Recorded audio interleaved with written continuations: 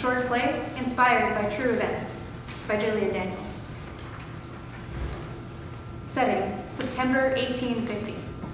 A respectable house in the greater Boston area. A steaming teapot sits on a small table with 2 cups on either side of it. Mrs. Webster is furiously looking through papers. Packages are spread across the floor. She's a woman of means who has fallen on hard times. Mrs. Littlefield comes to the door. She is a simply dressed woman of lower status, a swampy heap. She stands at the threshold, waiting to enter. Mastodon bones. I can't feed our family on mastodon bones, John. Ma'am. Mrs. Webster continues to sort through her papers. She does not look up, but removes her steel spectacles and rubs her eyes. If you're the new girl, so sorry no one is here to greet you, properly I mean, except me. I can greet you, but not properly. I had to let go of the maids and, well, everyone, really. You've heard of my husband and of the business, I'm sure. I'm not your new girl, ma'am. Mrs. Webster, ma'am. Mrs. Webster finally looks up at Mrs. Littlefield. You're not Miss Tilda? No, ma'am. I'm here to express my condolences over the late Professor Webster, ma'am. Condolences? No one's come here to express anything of the kind lately. Mrs. Webster pauses and puts on her spectacles. She looks at Mrs. Littlefield more closely. Mrs. Caroline Littlefield? Yes, ma'am. You're the janitor's wife who testified against my husband, that is, against Professor Webster during the murder trial? I'm so sorry, ma'am. I can't sleep, I can't eat, and my minister said that what that means is I ought to make amends, so I'm here. And it's awful, ma'am. I'm mighty sorry over the loss you and your girls have suffered, ma'am. Mrs. Littlefield steps forward as if to comfort her. Mrs. Webster steps back. Do you want me to leave, ma'am? What I want and what I may have are 2 different things. I want you to leave, but it would be improper to toss out one of the only souls to express any regret over my husband's execution. But you do want to toss me out on my ass, then? Mrs. Littlefield. I like things nice and honest, ma'am. There's no denying you want to give me a good hiding because I told the jury what I saw in Professor John Webster's privy. Ma'am, I was afraid. Ma'am, more afraid than I have ever been in my life. I've never been a witness against a murderer, ma'am, and I hope never to be one again. What he did was awful, and you're a victim just like the man, Mr. Parkman, but not as dead. And as I said, ma'am, I'm sorry. Now that I've expressed my condolences, I can show myself out. Mrs. Littlefield. Yes, ma'am. You have come to express your regrets, and I have been an abominable hostess. I am not an Englishwoman. I am an American. We are made of more hospitable stuff. Well, now, amen to that. My eldest prepared some tea. I will pour you a cup, and then you may leave before my girls come down and see you. I suppose I can do that. I like tea, even when it's warm. They sit together, both visibly uncomfortable. They sip tea in silence. I think the best thing to do right now is to turn the topic of conversation to the weather. You said it was warm out. No, hot as blazes, as hell, ma'am. Oh, I see. Ma'am, I know you're trying to be all well-bred and everything, but I'm not one of the ladies of the set. I'm no good at talking politely. All that's been on my mind is your husband and how that business went. You saw him regularly at his work, I imagine? We lived right next to the lab, actually. It was kind of a party, you know, when he did his chemistry demonstrations. Bang, bang, boom, whiz, bang, like that. And all those bright colors pouring out from under the door. His lectures were boring, though. I could hear him drone on through the walls like he was a hive of bees. Did he ever do any of that explosion business in your house? I asked him not to. Ephraim and I, that is, Mr. Littlefield and I, we spent our evenings cleaning it all up. We didn't even get to see them ourselves, just here. Unless you were a student, he charged you to come and see it all. Always looking to make money, that Mr. Professor Webster. I used to wonder what he spent it all on. Among other ventures, a mastodon skeleton. A what? He took our money, and he bought the skeleton of a mastodon. And when he had nowhere to put it, he tried to sell it to his employers at Harvard, but they wouldn't buy it from him, of course, but now that he's been hung, oh well. bones were just there, you know, so they say it's theirs, for free. After all of that college is full of cheapskates. What's a mastodon? I'd say sort of hairy elephant. That sounds a bit like a unicorn, ma'am. Do you doubt John? That is, Professor Webster would be seized by the urge to buy something so curious as the skeleton of a hairy elephant? Oh, I don't even know, really. Improper to talk to employers at length, ma'am. And yet, here you are, talking to me. I figured I'd better start talking to people more than I do, even if we're not of the same breed, ma'am. That was the thing that cracked the whole nut open, after all. The whole what? The nut? We wouldn't have found anything out if Professor Webster hadn't come and talked to me and my friend. He walks up to the man, who he's never said so much as, "Good morning," to, and he looks a friend dead in the eye like this. Mrs. Littlefield glares with Mr. Webster's eyes. Right. Yes. Right, I see. And Professor Webster, well, he shouts, "Mr. Littlefield, sir, did you see Dr. Parkman last week hereabouts?" And a friend who could be knocked down with a feather says, "I did." And Professor Webster goes, "Where?" And a friend sort of motions around him and says, "Here, sir." And Professor Webster says, "When?" And a friend's all, "About 1:30, sir?" Which Webster is excited to hear about, I suppose, because he says, "Yes, that's the exact time I paid Dr. Parkman $483. Exactly 480.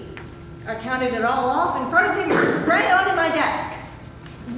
Never knew what Dr. Parkman had disappeared until I read it in the transcript.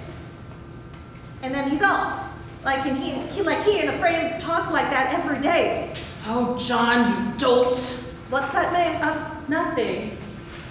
Mrs. Littlefield, I shouldn't be saying anything against my husband. Till death do us part. You're parted now, ma'am. Mrs. Littlefield! No, it's fine. You're perfectly right. My husband could be a distant individual. I bet he was. I came all the way over here because I have a theory, and that's that cold men try to marry themselves to warm, gentle women. I knew you'd be nice enough not to yell at me, ma'am. Yes, thank you. Honestly, I've had so little company lately. His hanging was Friday, and it's been no one but my girls and I. Well, were you there when Professor Webster came up to your husband? No! Oh, God, no! A friend told me when we were both in bed that night, and I looked over to him and I said, "He's nervous about something, I think, and has been in a tizzy since that man, the renter, Dr. Parkman, went missing. And feel the wall of frame," I said. He's had the furnace going hotter than the blazes of hell these past nights. So both of us stood up, got dressed, and walked down the hall to his laboratory. That's where we found the evidence. But I'm sure you read it about all of that in the papers. I haven't. Not a one? Well,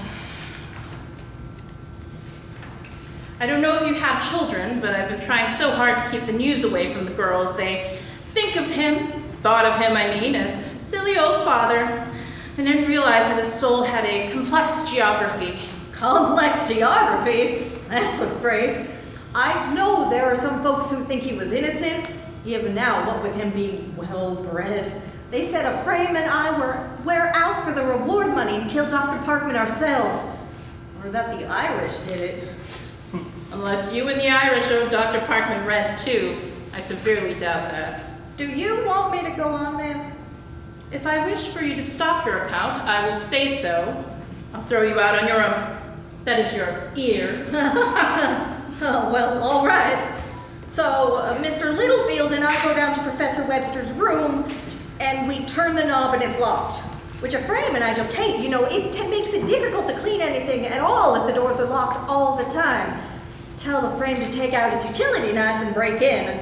"Oh, Caroline, I can't do that," he says. And I tell him, keeping some dead landlord in the privy ain't proper either. So he begins to pry with the blade, and thump! We hear someone in the lab. Oh no. Oh yes! It's Professor Webster. He stopped what he was doing, and a frame and I hurried back to our room. So we decided to try again, but not through that door. We had a chisel.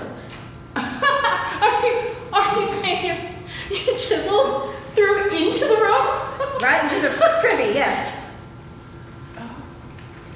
The two of us went down into the crawl space behind the rooms. I held up the lantern for him, and when he got tired, he did the same for me. The smell was awful up close, but not because it was human mess, but because it smelled of rotten meat. There's a difference. What do you know how human remains smell like anyway? My husband and I have been in all sorts of businesses procuring specimens for Harvard professors.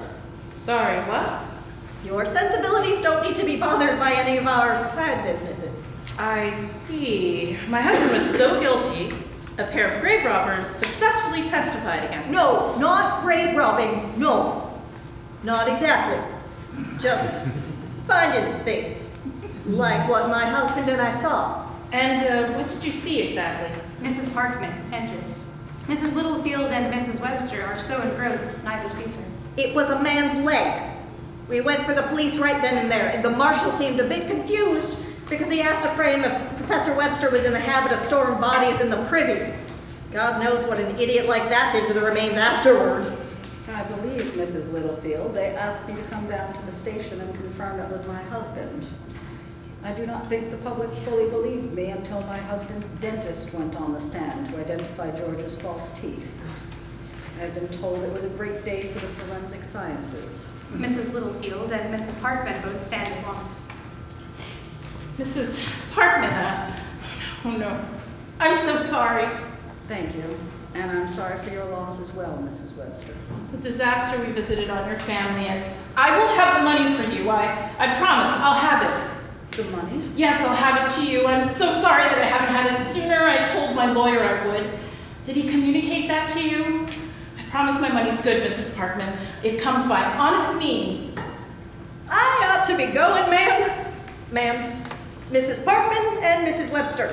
You don't have to. No, I really must go. My husband and I are looking at a house in Western Massachusetts to buy and set up a home in. Thank you so much for the reward money, Mrs. Parkman. Oh, the janitor's wife. Yes. Hello. We really do thank you much, Leah Frame, and I'm so sorry for the late Dr. Parkman. I wish I had met him and not just seen his bare chopped up pieces of himself. You know, I think I've said too much even for me. Many thanks, ma'am, and thank you for the tea, Mrs. Webster. I'll be seeing you both. Littlefield exits. She's an honest soul, but perhaps a bit roughly worded. I'm sorry for. I can't imagine what you're going through, and I really can't. And You've already expressed your condolences. I would like you to listen to me for a little while now. Mrs. Webster goes silent. Mrs. Parkman looks around, making sure no one's there. I hate what your husband did to mine and how he did it. I hate that my husband tended to the poor and sick, gave money to the needy, and was rewarded with it by being beaten to death. I hate that Professor Webster was a slimy, miserable weasel so obsessed with his image of wealth that he killed a man to preserve it. I hate what he did to me and my family. Isn't it enough that people die natural, stupid deaths all the time? Why would someone murder someone else? What sort of man would do that? I honestly don't know. You were married to him. Yes. Yes? You knew him the best of us, didn't you? I don't know if I did. He was the sort of man who was very quiet when we first met. I used to read Byron, and I thought he was fairy-touched, an eccentric genius that I found all for myself. And I'm so sorry for making such a gross judgment of character. Do you think I blame you? Yes. I might as well have sanctioned it, man and wife. We are the same person, or were. My God, what do you think I hate most of all? Us? No, what he did to you and your daughters. He lied to you too, didn't he? And he used your money to buy a mastodon skeleton. You know about that? Dr. Parkman was an alum too, dear. We all know about it. Oh, John. That's just it. Even now you are good and loyal, though it has gotten you so little besides the cruelty of a rotten criminal husband. So, I know I've presented it to you poorly because I have little command of my emotions in this moment, but here. Mrs. Parkman gives Mrs. Webster a small purse. Mrs. Webster just holds it and gawks. What is this? It should cover the remainder of your debts, except my late husband's, which I have forgiven in total. No. It is the first payment of a trust fund the other ladies and I have put together. Eventually, I hope it covers the dowries of your daughter's will and that you remain in good health. No, I don't deserve this. I can't take it. You are not your husband, Mrs. Webster. You are a victim too. Fine. But even if that's what I am, I'm not dead. Exactly. Please take the money. You deserve to take care of yourself. Will you do that for me? I think perhaps I can try. Good. Come here, dear. Mrs. Parkman and Mrs. Webster embrace. I don't suppose you'd like some tea? Mrs. Parkman looks towards the door as if she considers leaving. Then she looks back to Mrs. Webster. Yes, I think I would. End of play.